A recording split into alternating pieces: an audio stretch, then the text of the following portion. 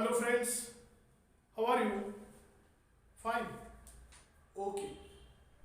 This is sixth lecture of topic study of animal type cockroach. And today we discuss about next system, central nervous system of cockroach. Which system? Central nervous system of cockroach. And actually this is the rough diagrammatic representation of this system, means central nervous system. Actually nervous system divides into three subsystems. One is here central nervous system. Central nervous system means it is a most important first type of nervous system which lies along the central axis of body, called as a central nervous system. It is made up of two parts. One is brain and another one is cord, nerve cord or spinal cord. आपल्या human beings मध्ये brain आणि spinal cord मिळून जी system तयार होते याला central nervous system असं म्हटलं जातं. आणि कॉकरोचच्या बॉडीमध्ये ब्रेन आणि नर्व कॉर्ड हे दोन एकत्रित आल्यानंतर जी सिस्टीम तयार होते याला सेंट्रल नर्वस सिस्टीम असं म्हटलं जातं. And this is the brain, and here these two cord means nerve cord. Nerve cords and brain combines to form this central nervous system, and it is most important first type of nervous system. Then second, peripheral nervous system. Peripheral nervous system. Actually it is a second most important type of nervous system which lies peripheral region of body of that animal. जो कोणता तो animal असेल त्याच्या central nervous सिस्टीमच्या कडेला ज्या काही nerves असतात त्या नर्वचा अभ्यास ज्या सिस्टीम मध्ये केला जातो, study of nerves which arise peripheral region of body. Central ॲक्सिसच्या भोवती कडेला जेवढ्या नर्व्स असतात ह्या ब्रेन आणि कॉर्ड पासून जेवढ्या नर्व बाहेर पडतात त्या सर्व नर्वचा ज्या सिस्टीम मध्ये अभ्यास केला जातो त्या सिस्टीमला म्हटलं जातं peripheral nervous system. And third last, autonomous nervous system. Autonomous nervous system. Actually it performs automatic function. It connects to the brain but do not perform its own function under the control of brain. खरं तर अख्खी body control coordinate कोण करतं तर brain. पण नियमाला अपवाद autonomic nervous system जी असते ती नर्वस सिस्टीमचा प्रकार आहे. ब्रेनला कनेक्ट असते पण ब्रेनच्या अंडर काम करत नाही. It performs its own function like a machine automatic. During इमर्जन्सीच्या वेळेला या सिस्टीमचा जास्त उपयोग होतो. It performs its own function in antagonistic nature, opposite. Sympathetic आणि पॅरासिम्पॅथेटिक असे दोन उपप्रकार आहेत आणि ते दोन एकमेकाच्या अपोजिट काम करतात आणि म्हणून अख्खी बॉडी आपली कंट्रोल मध्ये असते. बॉडीचा मेंटेन पूर्णपणे मेंटेनन्स पद्धतीची तिसरी सिस्टीम असेल autonomous nervous system. Are you getting this? These are the three types of nervous system. We see one by one. एक एक बघूया आपण.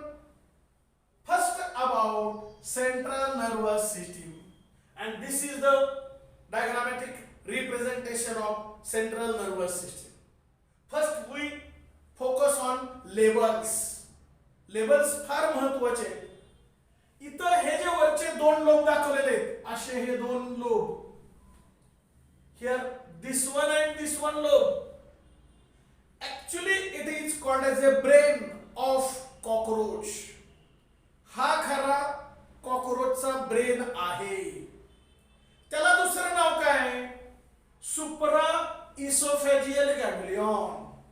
त्याला दुसरं नाव काय? Supra oesophageal ganglion. त्यानंतर कडेला पुन्हा अशा ह्या गेलेले आहेत, अशा दोन नर्व गेलेले आहेत. कारण इथं मध्यभागी एक ओपनिंग दिसतंय. हे ओपनिंग दुसरं तिसरं कुणी नसून कोण असेल? इसोफॅगस. हे मधलं जे ओपनिंग इथं दाखवलेलं आहे, हे दुसरं तिसरं नसून याला काय म्हणतो आपण? इसोफॅगस. आणि या इसोफॅगस भोवती ही एक नर्व आणि ही एक नर्व जी असते, याला म्हटलंय सर्कम इसोफॅजियल कनेक्टिव्ह. याचा अर्थ इसोफॅगसच्या कडेनं दोन नर्व असतात, त्याला म्हणायचं circumoesophageal connective. Then third, इथं ह्या दोन सर्कम इसोफॅजियल कनेक्टिव्ह खाली आल्यानंतर पुन्हा असे दोन लोब असतात. पुन्हा इथं असे दोन लोब असतात. हा आणि हा, याला नाव दिलंय सब इसोफॅजियल गॅंग्लियॉन. सब इसोफॅजियल गॅंग्लियॉन. या पद्धतीची रचना हेड रिजन मध्ये झालेली आपल्याला कॉकरोचच्या शरीरामध्ये दिसून येईल. Then here, actually this is nerve cord. याला आपण nerve cord म्हणतो. It is double, run parallel, एकमेकाच्या समांतर रेषेत खाली गेलेला आहे भाग. सॉलिड, भरीव दाखवलेला आहे मुद्दाम. लाईक ए चॉक, खडू जसा भरीव असतो तशा पद्धतीनं. व्हेंट्रल पुढच्या बाजूला आहे बॉडीच्या. त्याच्या पाठीमागच्या बाजूला अलायमेंटरी कॅनल असेल. अलायमेंटरी कॅनल याचा अर्थ डायजेस्टिव्ह सिस्टीम, म्हणजे डायजेस्टिव्ह सिस्टीम मध्यभागी असेल आणि त्याच्या पुढच्या बाजूला इथं असे double ventral solid nerve cord is present, which is ganglionated. म्हणजे मध्ये मध्ये असे गॅंग्लियॉन्स आहेत. याला आपण गॅंग्लियॉन्स असं म्हणतो. आता हे गॅंग्लियॉन्स कसे आहेत पहा. हा थोरॅक्स भाग आहे, 1 2 3. एका सेगमेंट मध्ये एक गॅंग्लियॉन आहे पहा. प्रोथोरॅसिक गॅंग्लियॉन, मेसोथोरॅसिक गॅंग्लियॉन, मेटाथोरॅसिक गॅंग्लियॉन. एका सेगमेंट मध्ये एक गॅंग्लियॉन असलेला थोरॅसिक रिजन मध्ये आपल्याला दिसून येतो. And this is abdominal region of cockroach. हे कॉकरोचचं पूर्णपणे ॲबडॉमिन आहे. ॲबडॉमिन मध्ये एकूण 10 सेगमेंट असतात, 10 सेगमेंट असतात. इथं पहिल्या सेगमेंट मध्ये पहिला ॲबडॉमिनल गॅंग्लियॉन आहे. हा ॲबडॉमिनल गॅंग्लियॉन आहे, फर्स्ट ॲबडॉमिनल गॅंग्लियॉन. दुसऱ्या सेगमेंट मध्ये, तिसऱ्या सेगमेंट मध्ये, चौथ्या सेगमेंट मध्ये, पाचव्या सेगमेंट मध्ये. But 6 abdominal ganglion is not present in 6th segment, it is present in directly 7th segment. ॲबडॉमिनच्या 7व्या सेगमेंट मध्ये 6वा गॅंग्लियॉन तुम्हाला दिसून येईल and it is large. तो थोडासा मोठा असेल. याचा अर्थ ॲबडॉमिन मध्ये फक्त 6 एकूण सेगमेंट असतील. 1 ते 5 ओळीनं प्रत्येक सेगमेंट मध्ये असेल, 6वा मात्र डायरेक्ट 7व्या सेगमेंट मध्ये असेल, असे हे गॅंग्लियॉन असतात. या पद्धतीची ही रचना या सेंट्रल नर्वस सिस्टीम मध्ये असलेली दिसून येईल. हेच पुन्हा आपण व्यवस्थित रिप्रेझेंट करूया with the help of this diagram. Here central nervous system of cockroach is made up of 3 parts. One is called as a, here this brain, हा पहिला part. Second is called as a, here this subesophageal ganglion, and third is called as a ventral nerve cord. म्हणजे brain ज्याला आपण supra oesophageal ganglion म्हणतो, second sub oesophageal ganglion and third ventral nerve cord. हे 3 भाग एकत्रित आल्यानंतर कॉकरोचची central nervous system तयार होते. We see one by one. First about brain. Actually, supraesophageal ganglion is like this bilobed structure present just above esophagus. इथं असं इसोफॅगस आहे, त्याच्यावरती बायलोब्ड स्ट्रक्चर दिसेल, त्याला सुप्रा इसोफॅजियल गॅंग्लियॉन असं म्हटलं जातं. बायलोब्ड स्ट्रक्चर आहे. बायलोब्ड म्हणजे 2 in नंबर, 2 लोब दिसत आहेत. इसोफॅगसच्या वरती आहे अँड बिलो द अँटिनी. कॉकरोचला असे 2 अँटिनी असतात. अँटिनीच्या खाली इसोफॅगसच्या वरती 2 बायलोब्ड स्ट्रक्चर तयार दिसतील. याला म्हणतो सुप्रा इसोफॅजियल गॅंग्लियॉन किंवा brain. It lies in head region. डोक्यामध्येच असणार आहे या पद्धतीने. Then here, suppose this is the esophagus. हे मधलं गोल म्हणजे इसोफॅगस आहे. It is surrounded by, याच्या भोवती there is a circumesophageal connective like this. हे असे 2 thread like structure इसोफॅगसच्या कडेने गेलेले आहेत. त्याला म्हटलेलं आहे circumesophageal connectives which connect brain to the subesophageal ganglion. Brain आणि सबइसोफेजियल गॅंग्लियन एकमेकांना कनेक्ट करण्याचं मधले 2 धागे काम करतात. त्याला म्हणायचं सर्कम इसोफेजियल कनेक्टिव्स. आणि मग सेम लाईक ब्रेन इथं सुद्धा पुन्हा हे अशा पद्धतीनं 2 लोब असतील. ह्या 2 लोबला काय म्हणतोय, sub esophageal ganglion which is present just below the esophagus. इसोफॅगसच्या खाली 2 बायलोब्ड स्ट्रक्चर तयार दिसतात. याला काय म्हणतोय, सबइसोफेजियल गॅंग्लियन.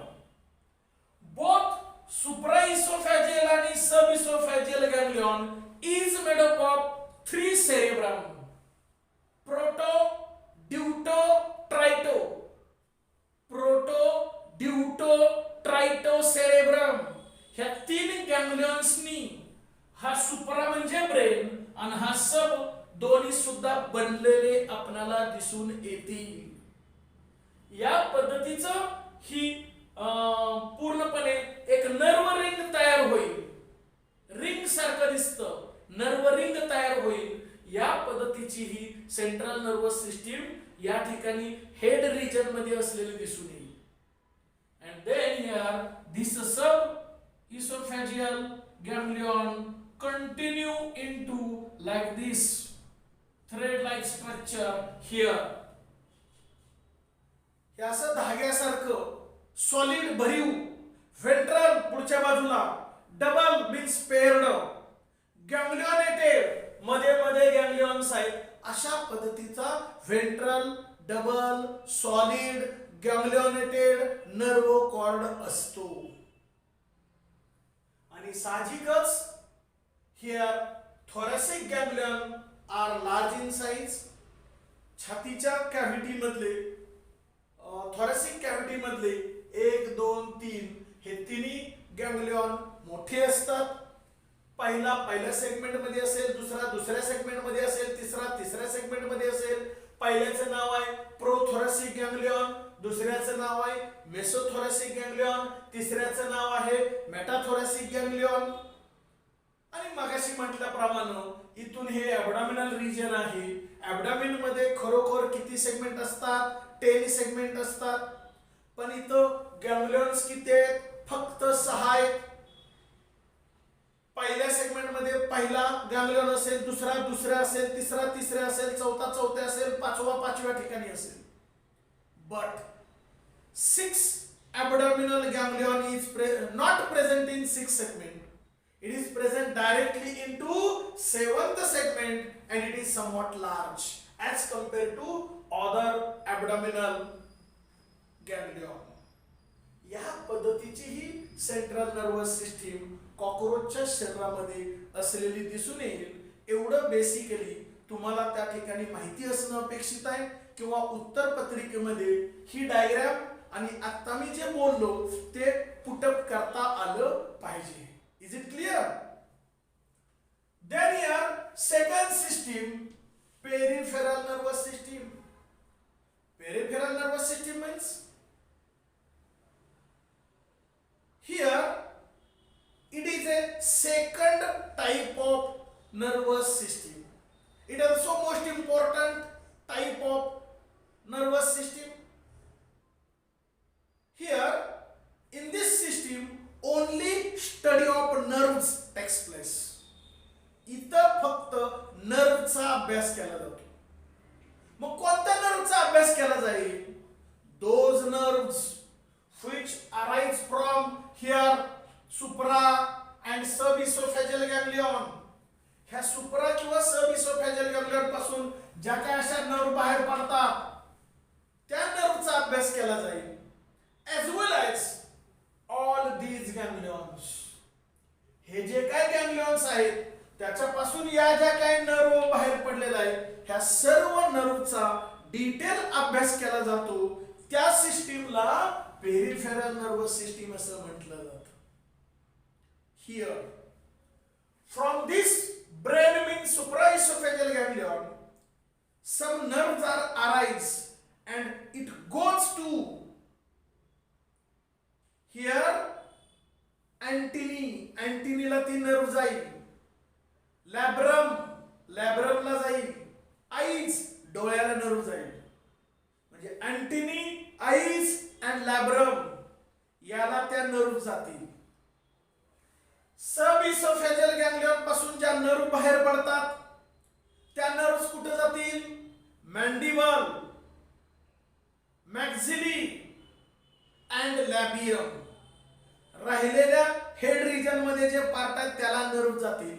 म्हणून डोक्याला कुठेही काहीही झालं तरी लगेच त्याला कळतं, समजतं. Any type of sensation, vision म्हणजे दृष्टी असेल, हिअरिंग म्हणजे ऐकण्याच्या संदर्भात असेल, टच असेल, टेम्परेचर असेल, एनी टाइप ऑफ सेन्सेशन लगेच त्याला संवेदना प्राप्त होतात.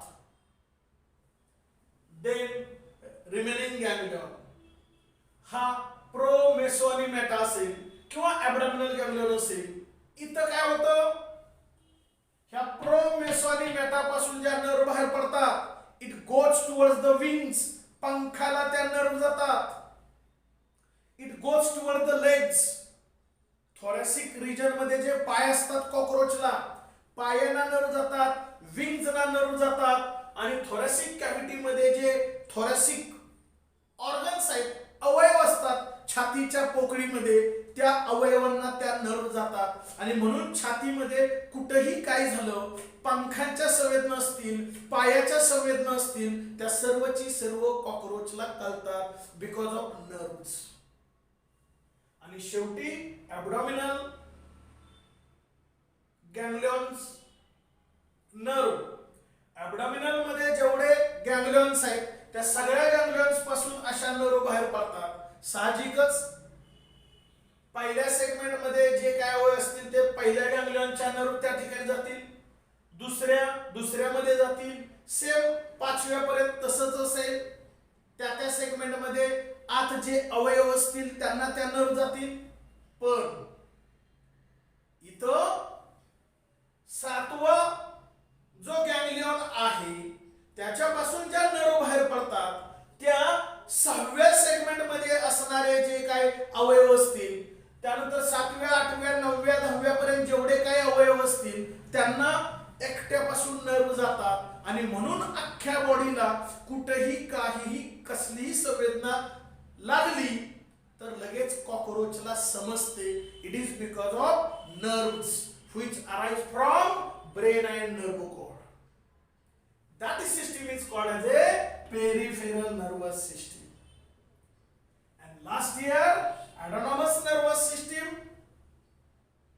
it performs its own function same like automatic machine. It is the third most important type of nervous system. It connects to the brain or ventral nerve cord but do not perform its own function under the control of brain. Automatic कार्य करतं, antagonistic कार्य करतं, एकमेकाच्या opposite, hence maintain the equilibrium of body. आणि म्हणून कॉकरोचचं शरीर असेल किंवा आपलं शरीर असेल अख्ख्या बॉडीचं सर्वार्थानं संतुलितपणा राखला जातो. सर्व अवयव गरजे पुरतं काम करतात, जादाही काम करत नाही, कमीही काम करत नाही.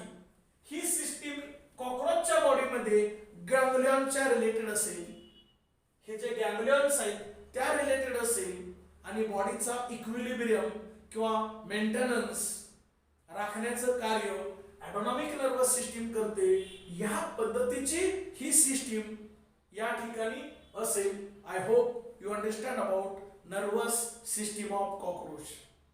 Is it clear? Okay, thank you.